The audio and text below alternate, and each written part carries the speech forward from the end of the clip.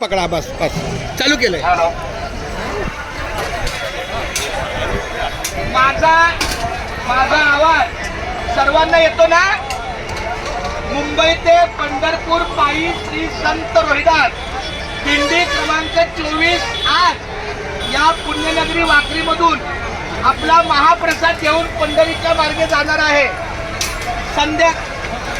सायंकाळी पंढरपूरला जेव्हा चंद्रभागेचा आपला हा खेळ झाल्यावर आपलं नवीन मुक्काम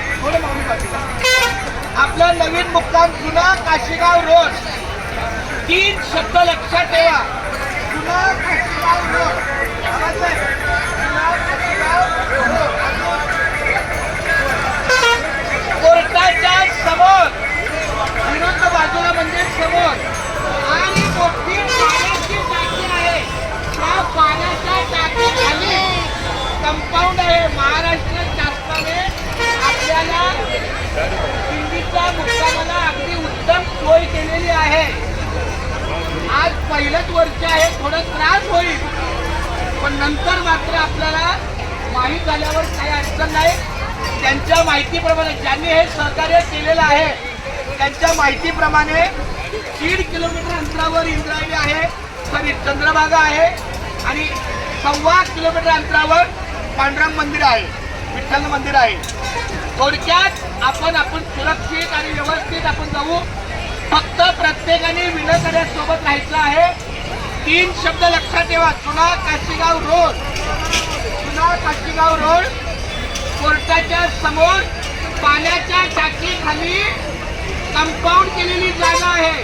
कंपाऊंडच्या बाहेर नाही.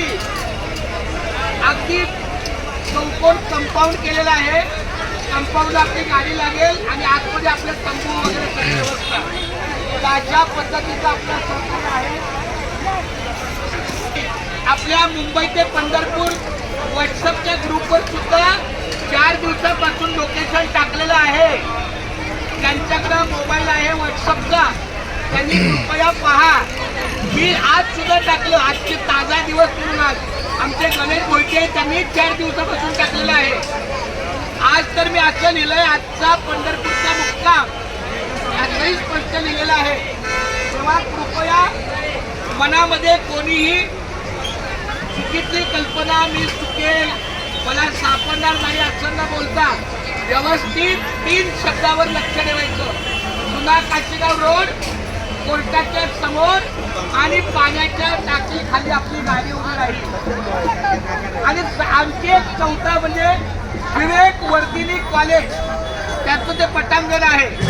आणि गजानन महाराजांचा जो आश्रम आहे त्याच्या बाजूला गजानन महाराजांचा आश्रम आहे त्याच्या बाजूला. फक्त जाहिरातीमध्ये का नाही टाकलं गेलं, तर आम्ही मे महिन्याच्या शेवटच्या दिंडीच्या 8-15 दिवस अगोदर ती जागा वगैरे पाहिली, नियोजन केलं, म्हणून काय हरकत नाही. खूप धन्यवाद. आमच्या या माऊलीला धन्यवाद देतो, त्यांनी आपल्या सगळ्या सांगण्याचं व्हिडिओ शूटिंग केलेलं आहे. हे बोला रामकृष्ण हरी. रामकृष्ण हरी. आमचा प्रसाद घेऊन या.